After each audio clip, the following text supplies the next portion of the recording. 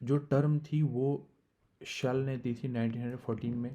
मान लीजिए हमारे पास एक वैरायटी है ए, ठीक है, ए वैरायटी है हमारे पास, और इसकी जो यील्ड है वो है 20 क्विंटल्स पर हेक्टेयर की। पहली चीज़ पता चल गई आपको।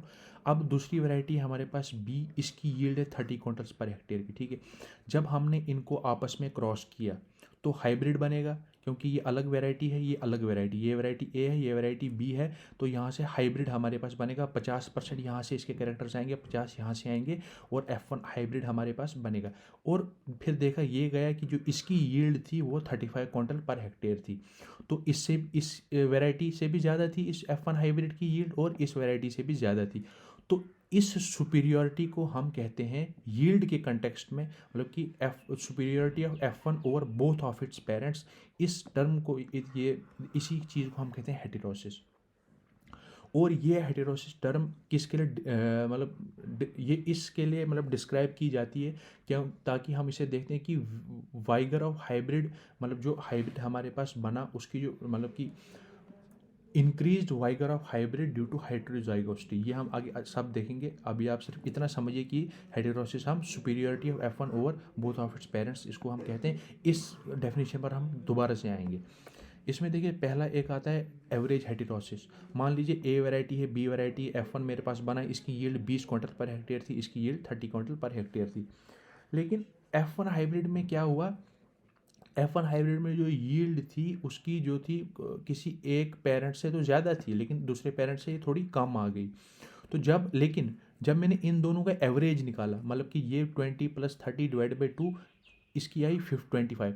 इन दोनों के एवरेज से अगर मेरी F1 हाइब्रिड की यील्ड ज़्यादा होगी, उस कंडीशन को हम कहेंगे एवरेज हेटेरोसिस।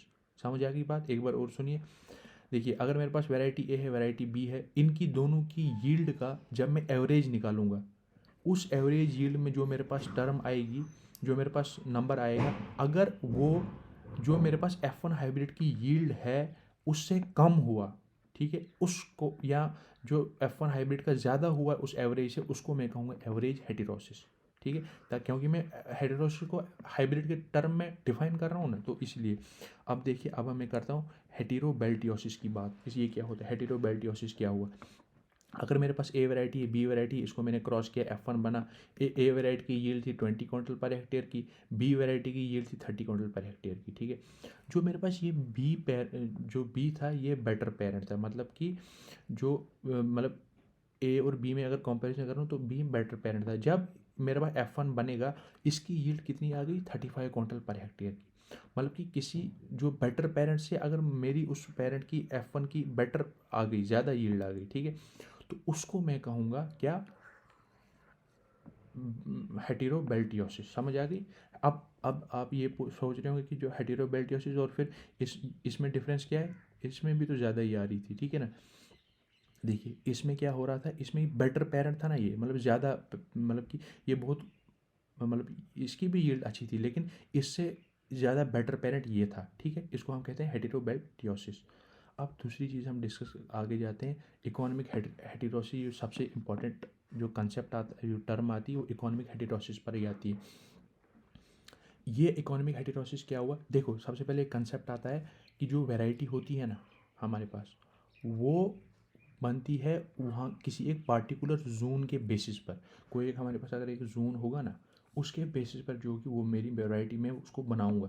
मतलब कि एनवायरमेंटल कंडीशन हर एक जगह पर तो सेम नहीं होंगे, कोई एक वैरायटी सिर्फ उसी कंडीशन पर प्रिवेल कर सकेगी। इसलिए वैरायटी जो होती है वो किस बेसिस पर बनाई जाती है, जोन के उस बेसिस पर, ठीक है। अब मान लीजिए मेरे पास कोई एक वैरायटी ए है, दूसरी वैरायटी बी है, इसकी यील्ड जो है वो 20 क्विंटल क्या है, और इसकी यील्ड जो है 30 क्विंटल पर हेक्टेयर की है। तो जो मेरे पास F1 हाइब्रिड बनेगा उसकी यील्ड होगी अगर 55 क्विंटल पर हेक्टेयर की। जो ये मेरे पास F1 हाइब्रिड बना, उसकी यील्ड इन दोनों पेरेंट से तो ज़्यादा थी, हेटेरोसिस तो है ही है, लेकिन इसको इकोनॉमिक हेटेरोसिस में तब कहूँगा जब मेरी इस जो चेक वैरायटी होगी उस जोन की, ठीक है, जो मेरे पास चेक वैरायटी होगी उस जोन की, अगर उसकी यील्ड से ज़्यादा आ गया मेरे F1 हाइब्रिड की यील्ड, उसको मैं कहूँगा इकोनॉमिक हेटेरोसिस। बात समझ आ गई। चेक वैरायटी, आप सोच रहे होंगे चेक वैरायटी क्या हुआ।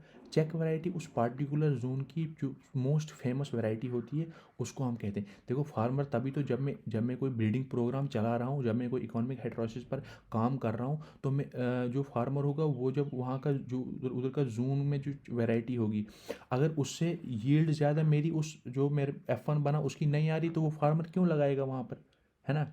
इसीलिए जो वो हमारे पास जो ब्रीडिंग प्रोग्राम हम चलाते हैं उससे जब इकोनॉमिक हेटेरोसिस आएगा फिर वो लगाएगा, तो इसीलिए हम कहते हैं इसको इकोनॉमिक हेटेरोसिस। समझ आ गई बात। अब एक कंसेप्ट आता है लग्जूरियंस का। लग्जूरियंस क्या हुआ, देखिए इसमें अगर कोई एक वैरायटी ए है दूसरी वैरायटी बी है, ठीक है, उनकी जो सी वैरायटी होगी उसकी यील्ड जो होगी वो बहुत कम होगी, लेकिन जो उसकी कैनोपी होगी वो अच्छी होगी दोनों पेरेंट्स से, उसको हम कहते हैं लग्जूरियंस। उतना ज़्यादा ये इंपॉर्टेंट कंसेप्ट नहीं है, लेकिन अगर आपको समझ आ गया है तो अच्छी बात है।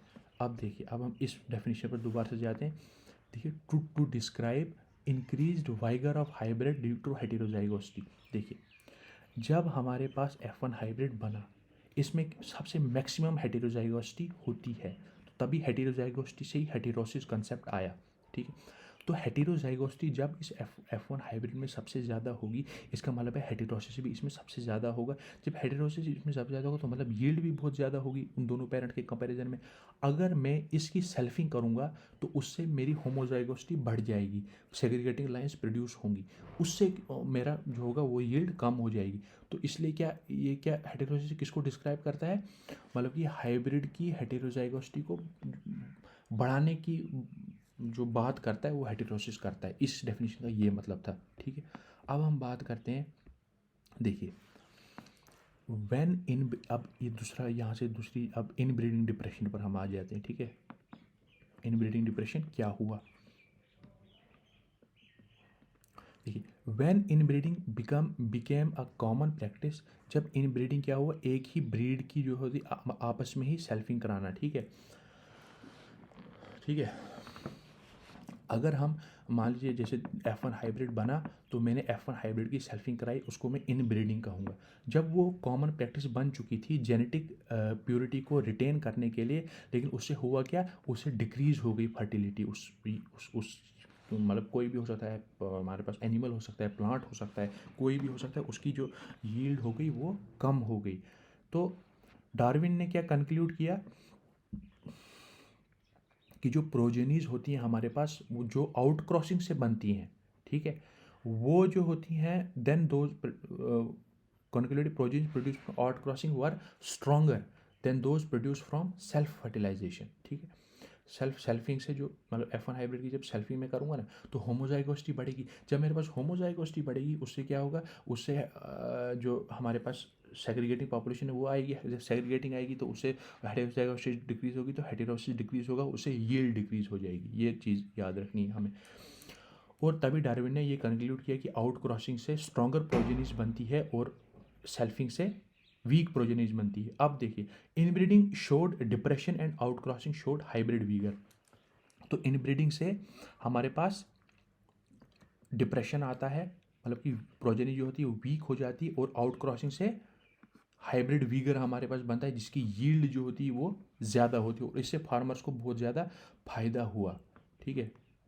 अब देखिए, अब हमें इतनी चीज़ हमें समझ आ गई।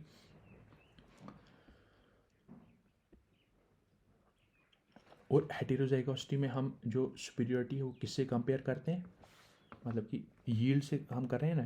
क्योंकि देखिए, जो भी हमारा ब्रीडिंग प्रोग्राम होता है उसमें जो हमारा मेन एम होता है वो क्या होता है, यील्ड को बढ़ाना, ठीक है। तभी हम इसमें जो होते हैं वो सुपीरियरिटी को हम कंपेयर करते हैं किसके टर्म्स से, यील्ड के टर्म्स में।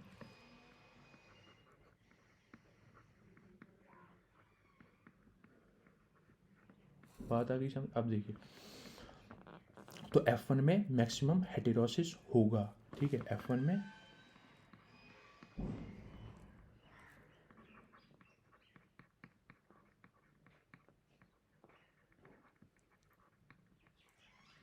ठीक है, तो अगर जो हमारे पास जो फार्मर्स क्या करते हैं, जो फार्मर्स हमारे पास होते हैं वो क्रॉस पॉलिनेटेड क्रॉप्स में